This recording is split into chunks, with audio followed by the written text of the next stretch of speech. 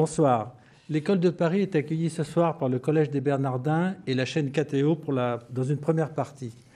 Nous allons traiter de management, mais d'un sujet particulier puisqu'il s'agit de management de la cité en étudiant la question de l'immigration.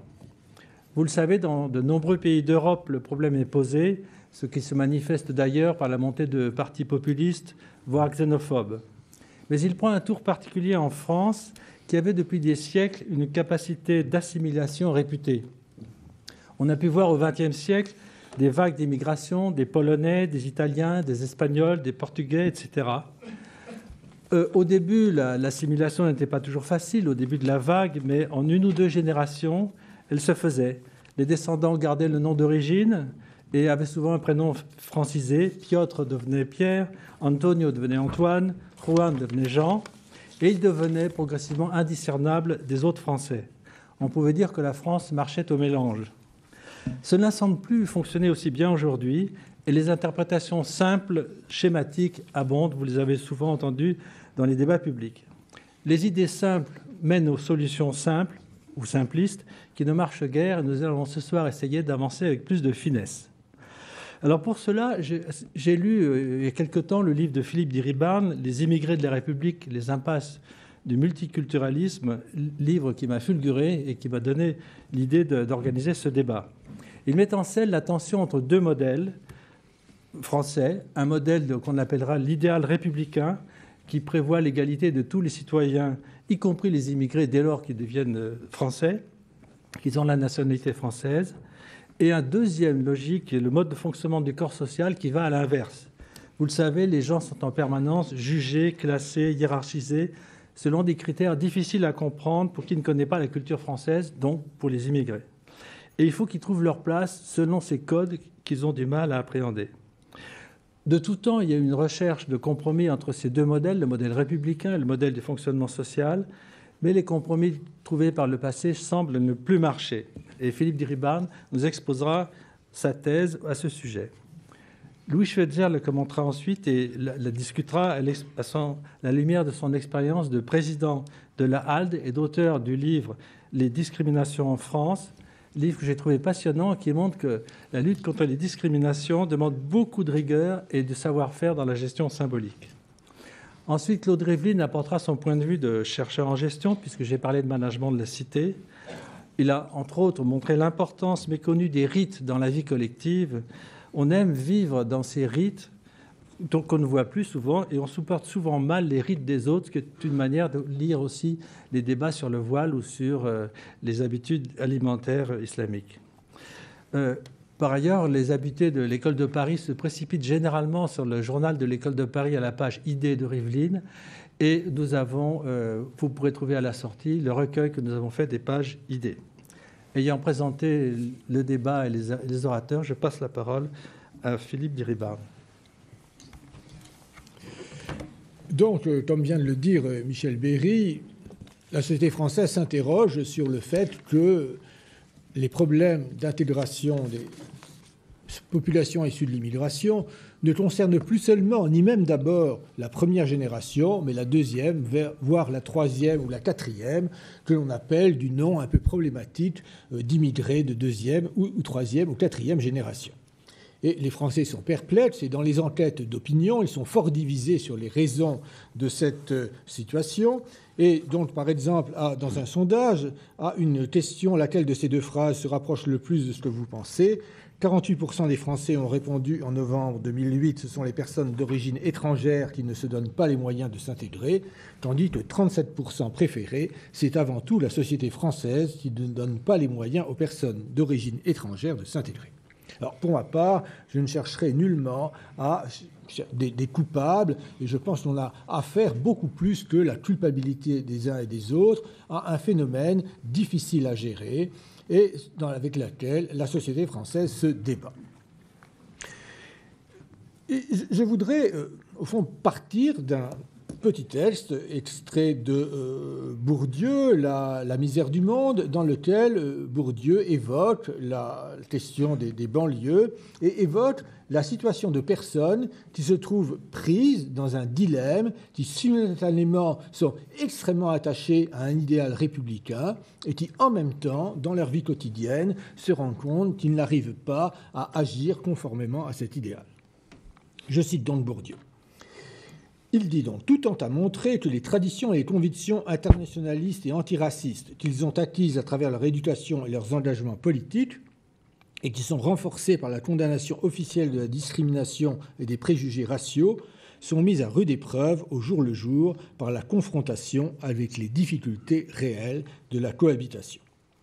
Et il évoque, par exemple, divers témoignages tels, dit-il, celui de cette vieille militante socialiste qui, surtout l'été et en période de fête, ne peut plus supporter les bruits et les odeurs de l'immeuble auquel elle se sent enchaînée, ou celui de ce couple de vieux militants communistes qui, pour les mêmes raisons, ont dû déménager, la mort dans l'âme, avec le sentiment de manquer à toutes leurs convictions. Et donc, on voit bien, à travers ces propos, que les tensions internes à la société française, en ce qui concerne cette intégration des immigrés, n'opposent pas simplement des forces politiques qui auraient des visions différentes, disons une vision des populistes d'un côté et de l'autre des vrais républicains, mais se passe à l'intérieur même de chacun. Alors, comment comprendre cette situation ?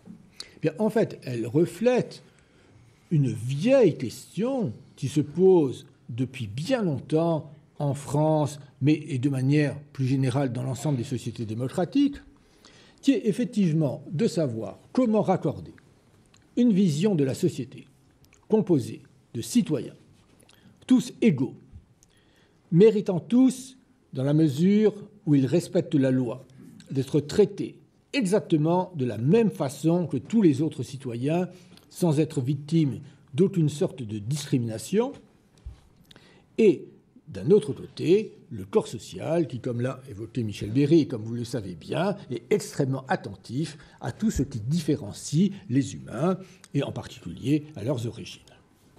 Alors, cette question s'est déjà posée de manière extrêmement vigoureuse au moment de la Révolution française. À la fois, la Révolution française a voulu instaurer une société d'égaux, et en même temps, la Révolution française, on l'a vu à travers la question du suffrage, a été extrêmement sensible à ce qui différencie les humains empiriques. Et vous savez que jusqu'en 1848, on a distingué les citoyens actifs et les citoyens passifs, les citoyens passifs n'étant pas jugés capables, de par leur manque de lumière, de participer au suffrage. Et en 1848, c'est par une sorte de coup de force intellectuel que le suffrage a été étendu dans un premier temps à tous les hommes avant d'être étendu aux femmes en 1944, coup de force par lequel on a dit que le fait même de voter constituait une sorte de sacrement, c'est le terme qui a été utilisé, qui régénérait les personnes, et c'est cette régénération même qui leur permettait d'être qualifiés pour devenir de vrais citoyens et avoir le droit de voter. Et donc, quand il s'agit de voter, effectivement, cette image de la non-discrimination est parfaitement respectée, qui que vous soyez, riche ou pauvre, vieux ou jeune, plein d'intelligence ou à la limite de l'affaiblissement mental, vous aurez devant le bureau de vote exactement les mêmes droits, vous ferez la même queue et votre bulletin vaudra la même chose que le bulletin de tout autre. Mais dans les autres domaines de la vie sociale, on est loin d'être arrivé à cette même conciliation, à ce même reformatage du corps social, lui permettant de fonctionner réellement comme une société d'égaux. Et si l'on prend en particulier, c'est un domaine qui a été l'objet depuis tout le 19e et toute la première moitié du 20e, et même encore maintenant de fortes tensions, qui est le domaine du travail, on voit que toute la législation du travail qui a été élaborée, disons, au cours de ces siècles, qui a visé à certains égards à faire que le monde du travail soit fidèle à une image de la société composée de citoyens égaux, mais en même temps, à travers la multiplication des statuts différenciés, par exemple, à travers le fait que est respecté dans le monde du travail de multiples différenciations entre métiers, eh bien, on est arrivé à une sorte de cote mal taillée entre l'égalité et l'inégalité. Et on pourrait dire, par exemple, on pourrait prendre une image, imaginez le journaliste d'un journal comme Libération, le Nouvel Observateur, qui, après avoir milité en déclarant que les Afghans ou les Maliens sont des Français exactement au même titre que tous les autres et qu'il est scandaleux de faire quelques discernements entre eux, se verrait dire qu'un journaliste de gala appartient à la même catégorie que lui. Et que probablement, il dirait que vraiment c'est une atteinte intolérable à sa dignité que de vouloir les mettre dans le même sac. Et donc, avec l'immigration, on est actuellement, disons, dans une situation dans laquelle ces formes de compromis n'ont pas été élaborées, et je pense que vous avez été sensible comme moi à l'extraordinaire vigueur du débat qui s'est produit en France l'année dernière à propos de la question de l'identité française, dans lequel on a vu affirmer de manière, je dirais, plus vigoureuse que cela n'avait été le cas depuis bien longtemps, que la France était un pays qui devait être fidèle à sa tradition républicaine, dans lequel sa seule identité était une identité conforme aux droits de l'homme, ouverte indéfiniment à la pluralité des cultures, à la pluralité, disons, des situations, et dans lequel, simultanément, on a vu bien affirmer que, somme toute, la France avait son identité particulière et qu'il n'était pas pareil d'être français d'une manière ou d'être français d'une autre manière. Alors, la question qui se pose, au fond, devant cette situation, et en particulier la question qui se pose au pouvoir public, est de savoir quel statut on peut donner à tout ce qui fait qu'il existe tout un univers de sentiments, un univers d'attachement à un monde familier, un univers de sentiments de proximité ou de distance, de confiance ou de méfiance, qui fait que les Français, comme du reste les autres Européens ou les habitants de n'importe quel pays, réagissent de manière différenciée envers leurs concitoyens. Au fond, on dirait qu'il y a, en quelque sorte, trois possibilités pour cela. Une première possibilité serait de dire cela relève du registre du mal, disons d'un mal qu'il faut combattre à la fois par des efforts d'éducation et par des efforts de mise en œuvre d'une législation, de poursuite de ceux qui contreviennent à ces règles, de ceux qui traitent les autres de manière discriminatoire. Et donc, on va obtenir, disons, à force d'efforts, une sorte de reformatage du corps social. Une deuxième vision serait de dire tout ça n'est pas brillant, mais enfin, on sait bien que les hommes ne sont ni des héros, ni des sages, ni des saints, et donc il faut bien s'en accommoder tant bien que mal. Et une troisième vision serait de dire, au fond, on a là-dedans un élément de la finitude humaine qu'il va falloir assumer, et qu'à refuser d'assumer celui-là, on serait justiciable de la critique de Pascal, qui veut faire l'ange, fait la bête. Alors, je dirais, pour ma part, que je pense qu'il y a des éléments qui relèvent des trois catégories. Il y a des éléments qui relèvent de discrimination effectivement intolérable qu'il faut poursuivre, mais qu'il y a aussi des éléments qui relèvent de la finitude humaine et que l'on ne peut se dispenser de faire dans ce domaine. Ce que l'on a fait dans le domaine du travail, qui a été d'élaborer des compromis réalistes entre la volonté d'égalité et la réalité de la différenciation du corps social. Alors, à propos de cela, et je conclurai là-dessus, quel est le rôle donc pour l'État ? Est-ce que le rôle de l'État est d'être, comme il l'a été dans le domaine du travail, une partie prenante de l'élaboration de compromis, rôle que l'État a joué dans le domaine du travail en coopération à la fois avec le patronat et avec les forces syndicales, dans une opération, disons, qui a duré, disons, bien du temps. Donc, est-ce que l'État va de la même façon participer à l'élaboration de tels compromis dont nous pourrons discuter tout à l'heure, disons, de quel peut être le contenu, ou est-ce qu'au contraire, le rôle de l'État est d'être dans la position d'Antigone, qu'il va affirmer, disons, des principes de manière claire, raide et carrée, en considérant que tant pis si le corps social, disons, ne respecte pas ces principes, au moins en les affirmant, il aura satisfait sa conscience. Je m'arrête donc là. Oui. Et avant de poursuivre la discussion. Je passe la parole à Louis Schweitzer, qui, à la présidence de la HALDE, s'est peut-être projeté comme quelqu'un qui allait faire reculer le mal des discriminations. C'était effectivement la mission de la HALDE. Je rappelle que la HALDE, ça c'est la haute autorité de lutte contre les discriminations et pour l'égalité, donc une autorité de lutte.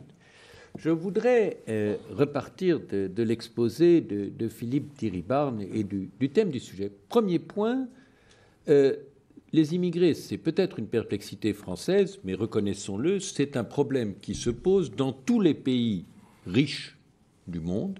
Et aucun de ces pays ne peut s'ériger en modèle et ne peut légitimement donner de leçons à d'autres pays. Certains, dans certains domaines, font mieux que d'autres, mais il n'y a pas de pays modèle. Je voudrais, en second lieu, faire part de 4 convictions de départ. La première, c'est que l'immigration est un plus pour le pays d'accueil. La seconde, c'est que les mouvements migratoires se développeront à l'avenir, qu'on se fait des illusions en croyant que des frontières les arrêteront, parce que dans un monde ouvert où chacun voit la richesse de l'autre, l'inégalité des pays crée des inégalités de pression et donc des mouvements migratoires. Et je pense même qu'on sous-estime fortement, à horizon de 10, 20, 30 ou 40 ans, le poids de l'immigration dans la démographie des différents pays du monde. Ma troisième conviction, c'est que le modèle français, fondé sur l'idée d'intégration, est un bon modèle. Je rappelle les bases de ce modèle français. C'est d'abord le droit du sol. Autrement dit, en venant en France, vos enfants deviennent français et vous-même le devenez. C'est en second lieu la laïcité. C'est en troisième lieu l'intégration que je distingue à la fois de l'assimilation et de ce que les Anglais appellent le multiculturalisme. L'assimilation, c'est de demander aux immigrés de renoncer, de renier leur passé, leur histoire et de s'assimiler entièrement au pays d'accueil. Le multiculturalisme britannique, c'est chacun vient avec tout son bagage et dès lors qu'il ne trouble pas la paix de la ville, il le garde en entier. Et mon homologue britannique disait « La Grande-Bretagne va en somnambule vers la ségrégation en appliquant ce modèle de multiculturalisme. » Notre modèle d'intégration, c'est un modèle où on garde son histoire et son passé, mais on assume entièrement les lois et les droits et l'appartenance au pays d'accueil. Alors, j'ai dit ma conviction de la qualité de ce modèle, je reconnais volontiers avec Philippe Diribarne qu'il ne fonctionne pas aujourd'hui. Mais je crois que c'est quelquefois un péché français, quand un système ne fonctionne pas, de vouloir le changer avant de se demander si on l'applique vraiment. Et je pense qu'en fait, nous n'appliquons pas pleinement nos principes d'intégration.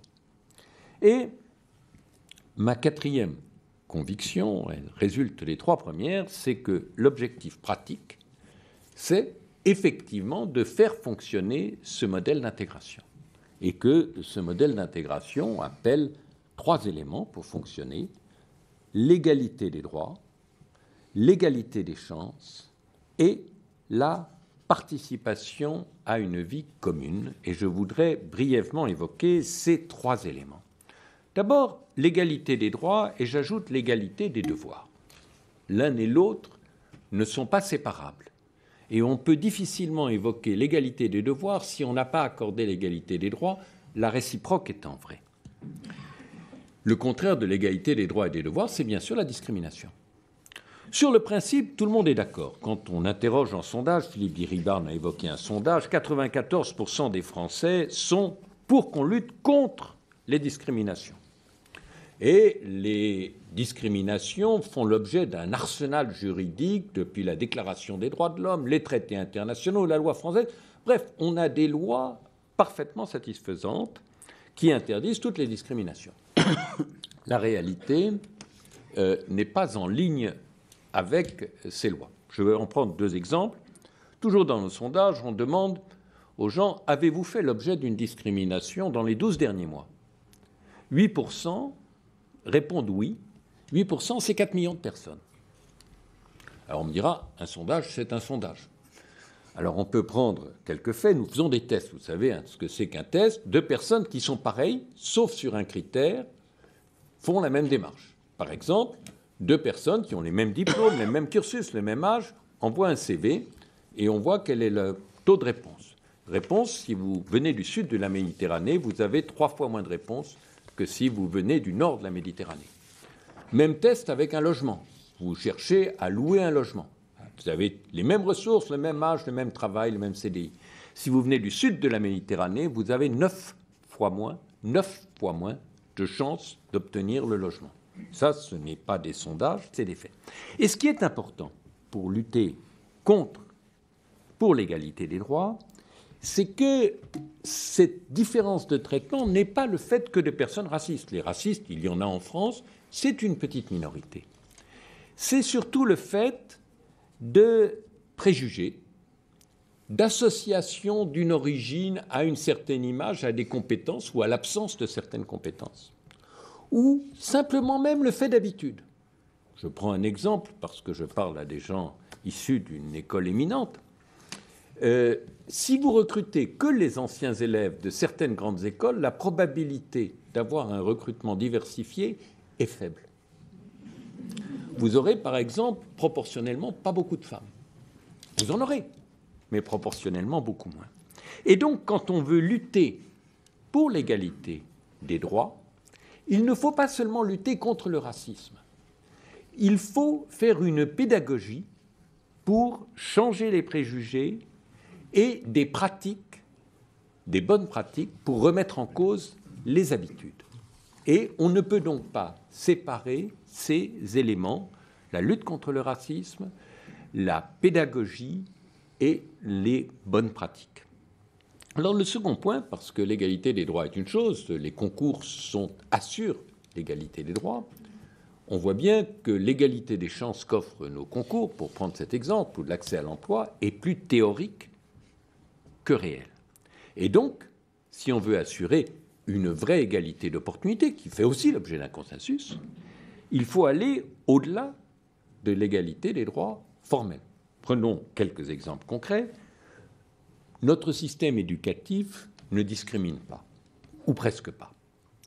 En revanche, c'est vrai qu'il ne compense pas l'inégalité des chances que subissent certains parce qu'ils habitent dans certaines villes, dans certains quartiers, parce qu'ils ont un logement qui est moins propice à la tranquillité nécessaire à l'étude, parce qu'ils n'ont pas de soutien familial, que ce soit pour des raisons pratiques ou pour des raisons culturelles. Et donc, si on veut assurer l'égalité des chances, il faut une action positive. Je n'aime pas la discrimination positive, je suis contre, mais une action positive qui fasse qu'on mette vraiment dans les mêmes conditions de préparation tous ceux qui auront à être en compétition. Johnson, le président des États-Unis, avait une assez bonne image. Il disait, si vous mettez face à face un athlète surentraîné et un monsieur que vous venez de libérer de ses chaînes, la course qu'ils feront l'un contre l'autre ne montrera pas les mérites de l'un vis-à-vis de l'autre. Donc une action positive. Et aussi des conditions de vie acceptables, car aucune action publique ne pourra compenser une inégalité de logement, une inégalité de santé trop forte. Mais il ne suffit pas de l'égalité pour arriver à l'intégration. La Grande-Bretagne, qui a le même souci d'assurer l'égalité, ne cherche pas à assurer l'intégration.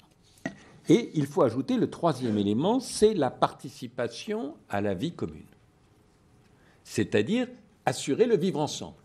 Alors bon, ça veut dire que le vivre ensemble, notre vivre ensemble se déplacera comme le vivre ensemble des immigrés bougera aussi. C'est-à-dire les cultures s'enrichiront l'une l'autre et il y aura probablement un métissage social qui se produira indépendamment de tout métissage individuel. Mais je pense que ce métissage est bon.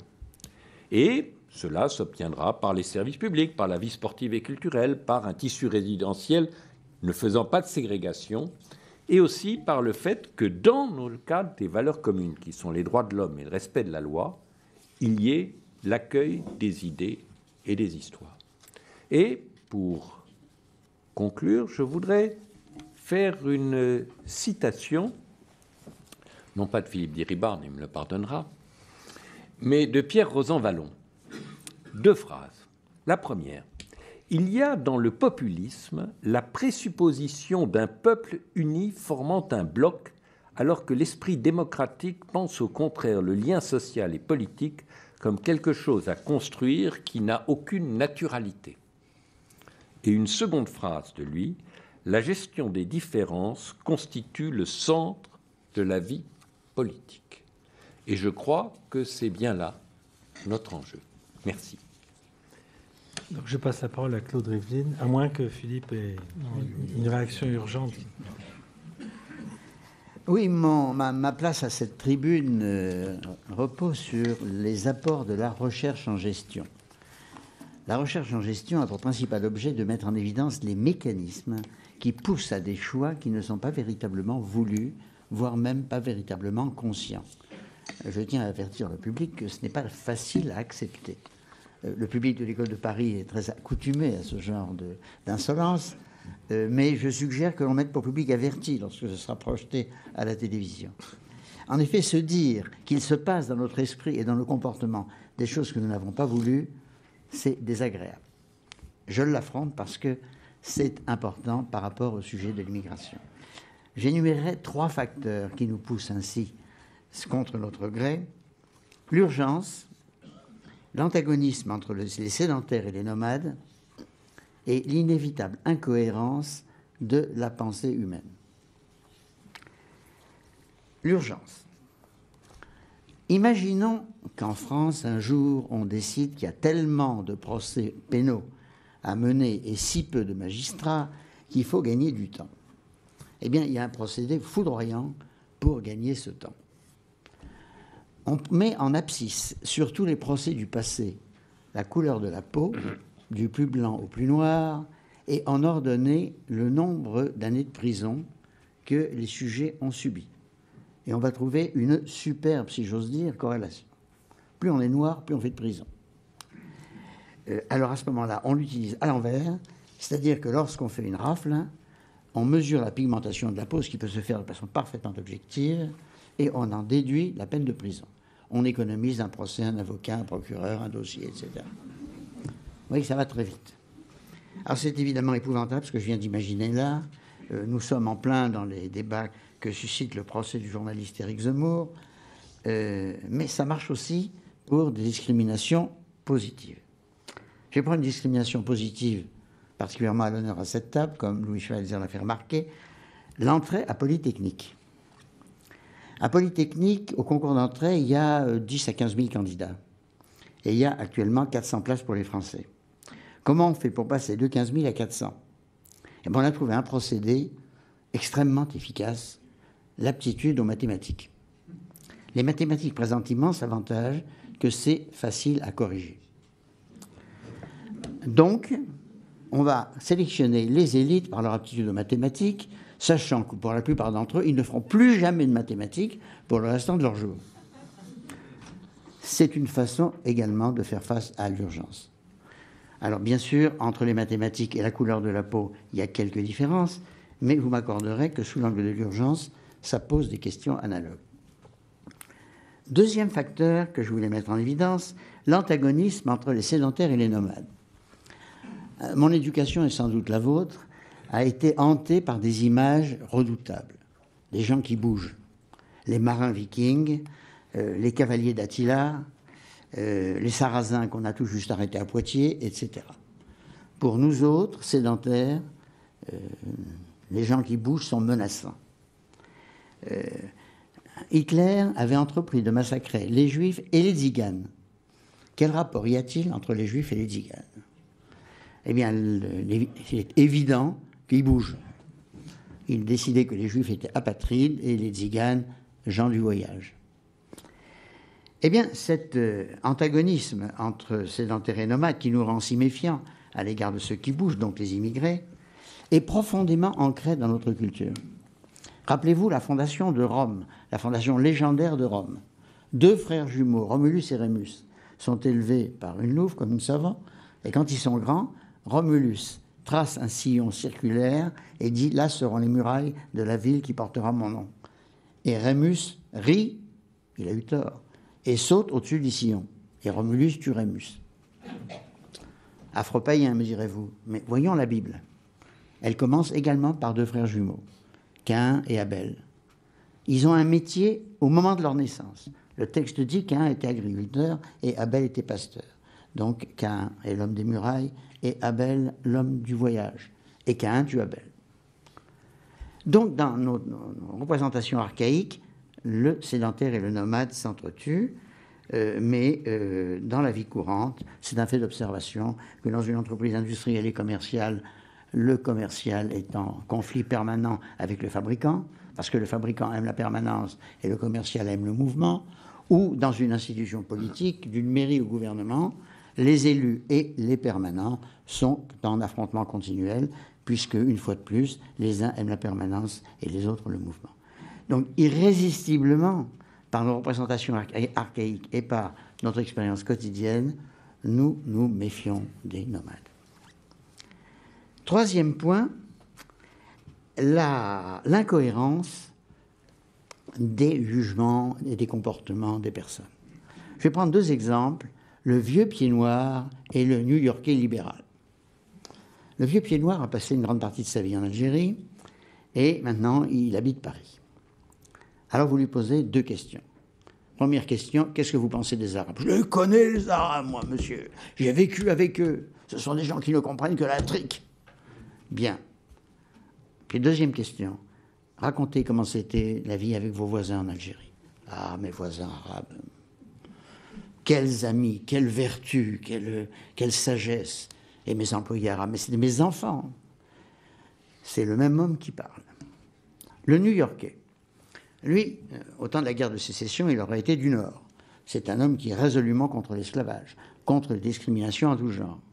Et pourtant, lorsqu'il y a plus de quelques familles noires qui s'installent dans son immeuble, il déménage.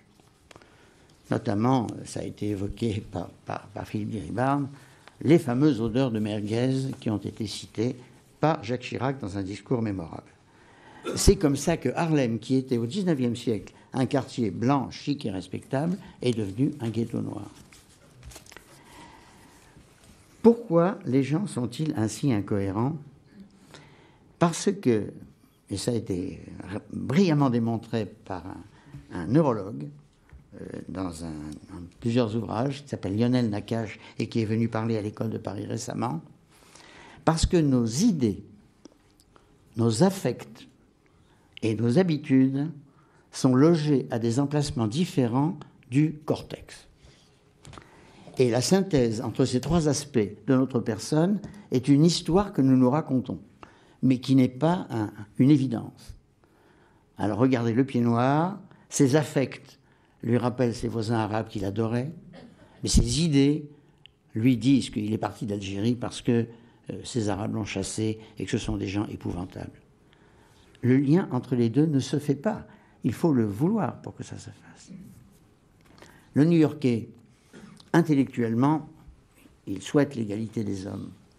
Mais la vie quotidienne, les bruits, les odeurs l'ont chassé et il en a souffert comme le communiste qui était évoqué tout à l'heure par Philippe Diribarne.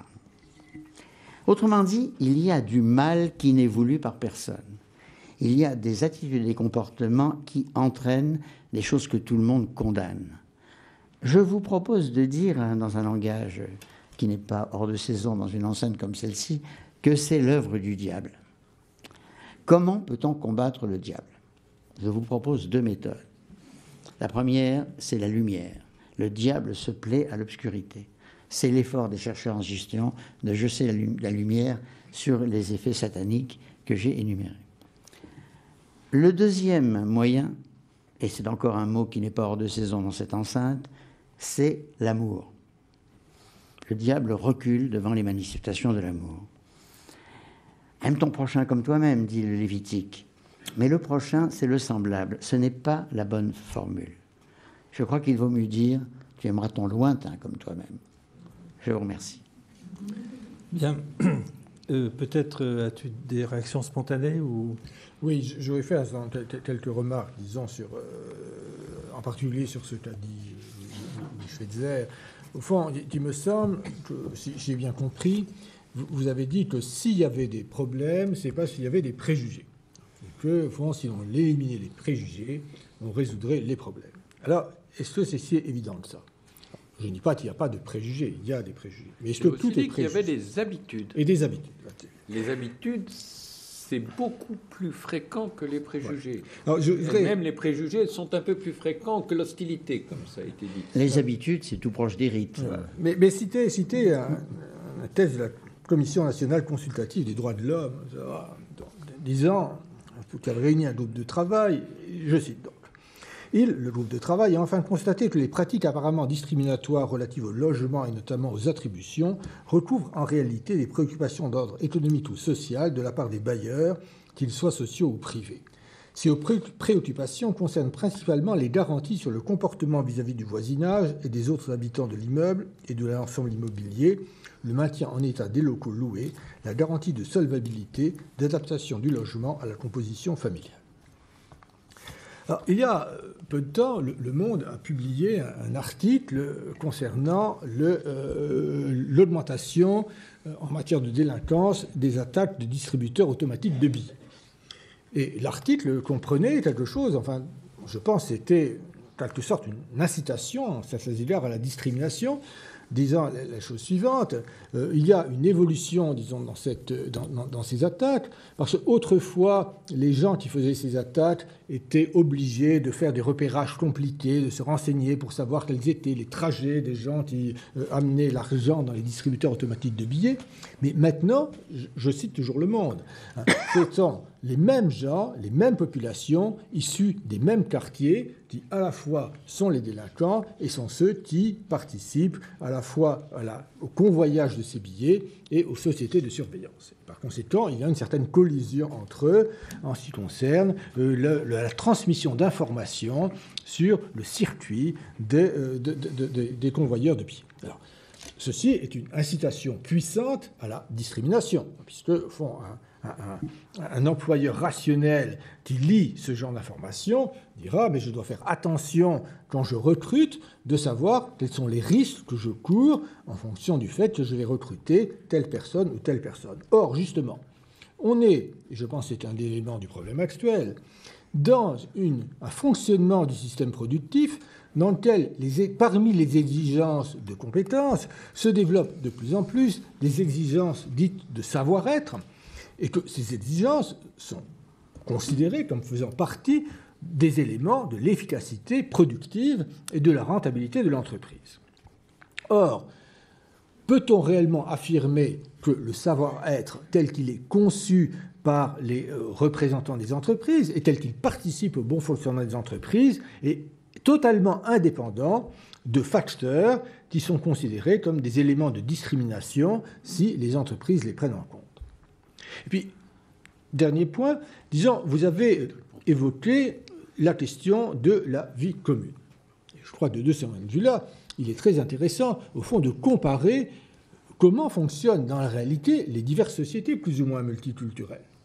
Et au fond, on pourrait, pour résumer, dire que plus une société est tolérante à la diversité, et on peut donner comme exemple extrême l'ancien empire turc ou la société indienne, plus elle est tolérante à la diversité, plus elle est ségrégée et plus elle est inégalitaire.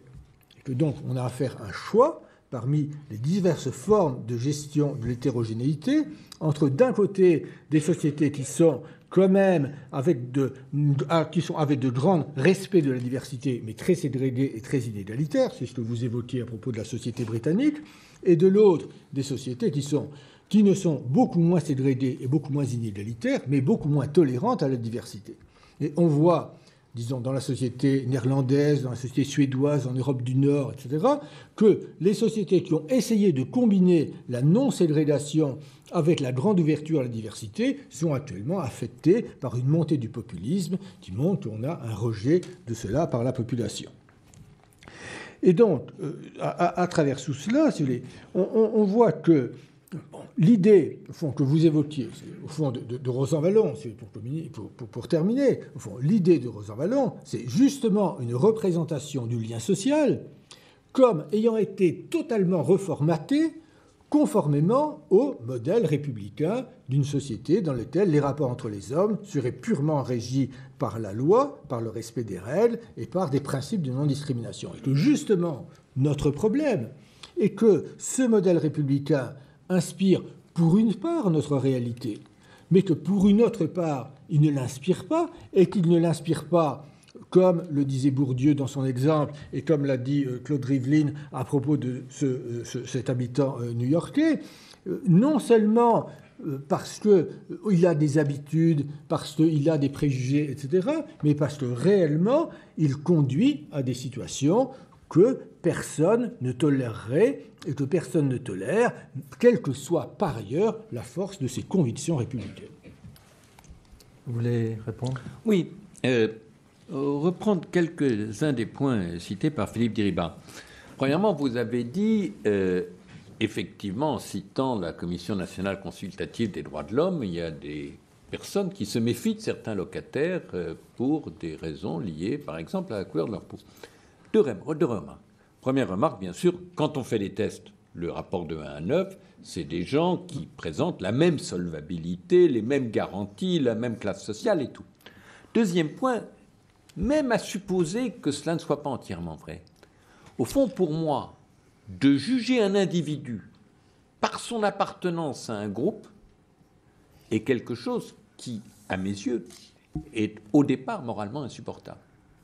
C'est de ranger quelqu'un dans une case, que ce soit une femme qui n'est pas capable d'avoir d'autorité parce qu'elle est une femme. On décide, les femmes sont incapables de. Donc, au fond, ce préjugé-là qui fait qu'on juge quelqu'un à partir d'une grille de lecture fondée sur l'appartenance à un groupe est quelque chose, c'est vrai, qui me choque moralement.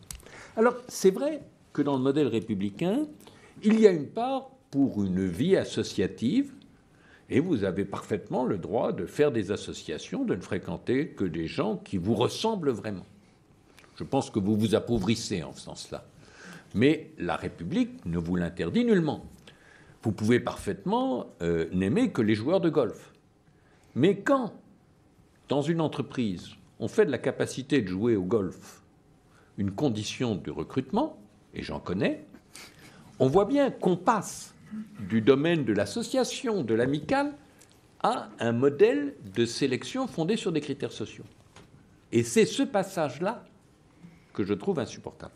Enfin, pour dire, je suis tout à fait d'accord avec vous, les sociétés qui se prétendent faire l'égalité, la Grande-Bretagne n'y réussit pas parfaitement, en ne cherchant pas à rapprocher les gens, c'est-à-dire en les gardant séparés, finissent dans la ségrégation et échouent.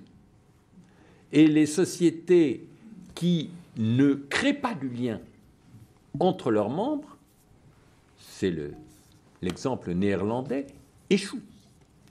Et c'est pour ça que je dis, notre modèle d'intégration, qui ne sera jamais parfait, qui ne sera jamais parfaitement réalisé, est le meilleur modèle possible. J'ai conscience qu'il ne sera jamais complètement réalisé.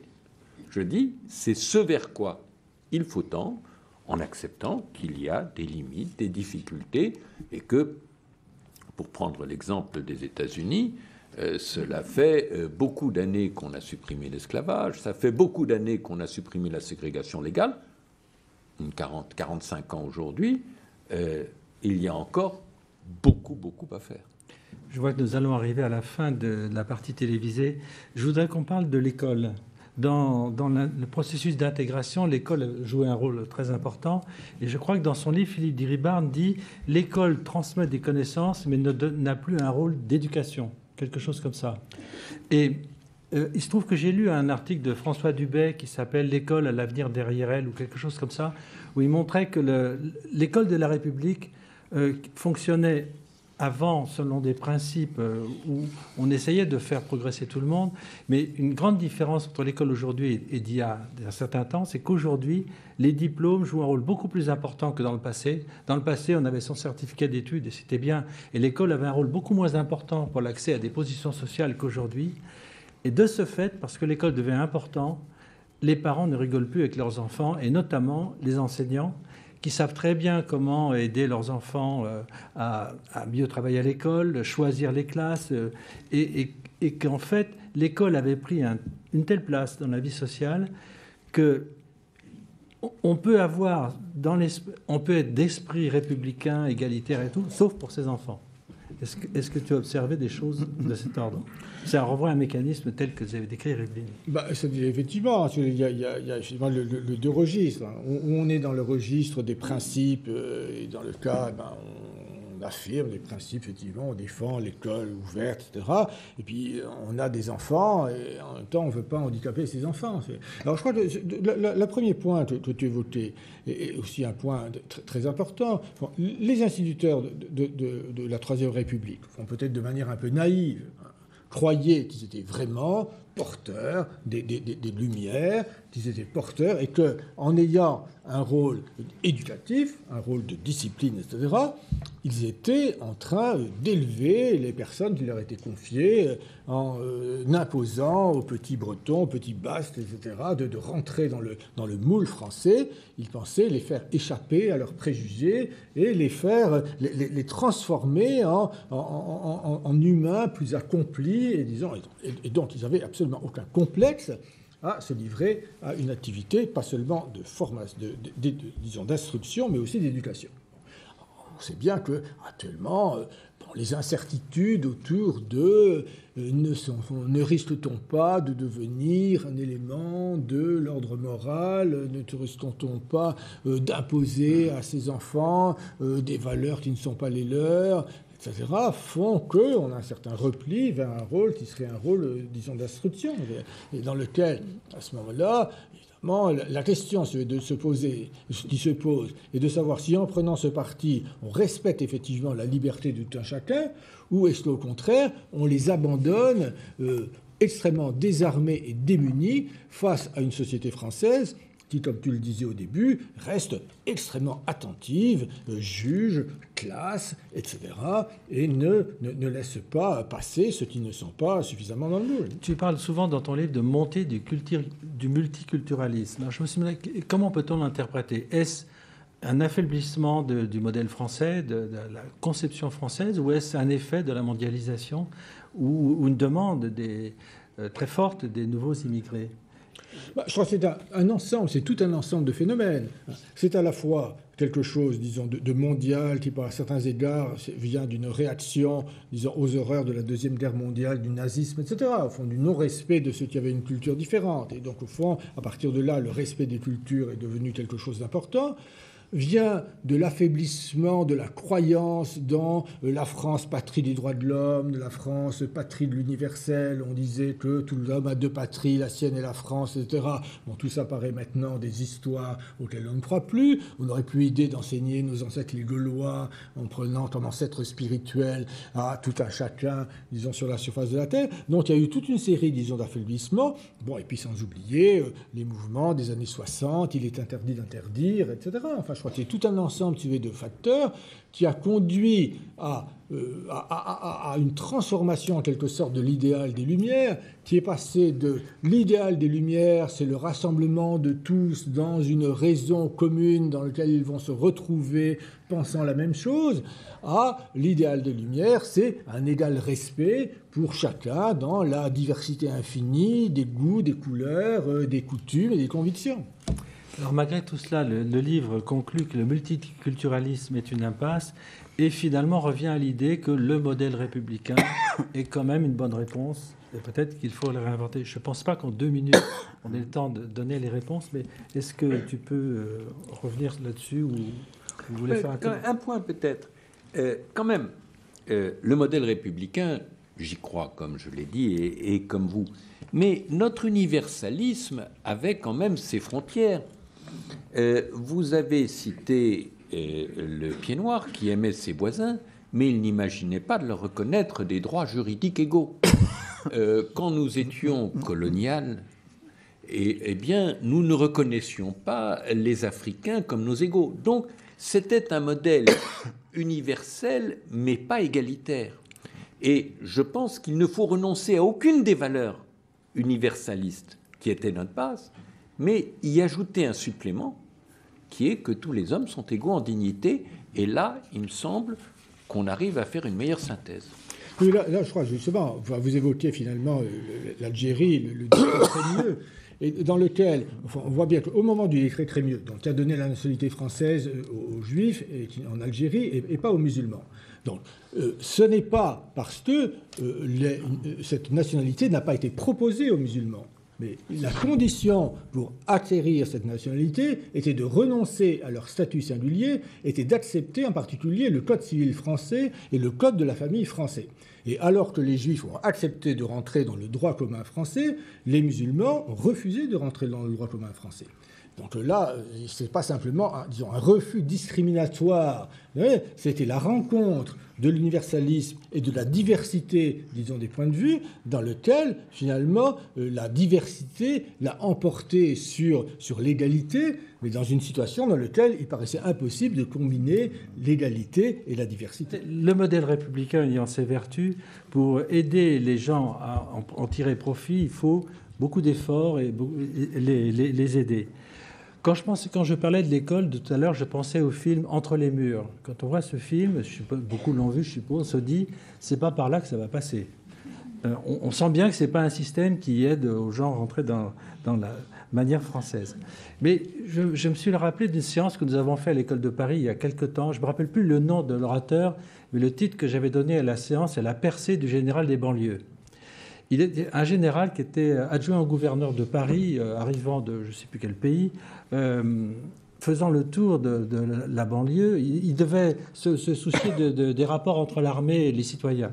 Vous voyez beaucoup de gens venant de l'immigration arabe qui se sentaient même pas français. Ils disaient, mais qu'est-ce que c'est que cette histoire? Donc il a commencé à discuter, mais enfin il faut quand même qu'ils sentent qu'ils sont dans un pays qui les accueille, il faut qu'ils se sentent français, etc. Et alors il a imaginé le dispositif suivant. Premièrement, dire aux gens de s'intégrer, ça ne marche pas, il faut une carotte. Alors la carotte, c'était le permis de conduire. Je vous permets d'avoir le permis de conduire en 9 mois. Ça, c'est un enjeu considérable d'avoir le permis de conduire. Deuxièmement, vous allez trouver un emploi pendant quelques mois et à la sortie, si ça se passe bien, vous pourrez garder un emploi.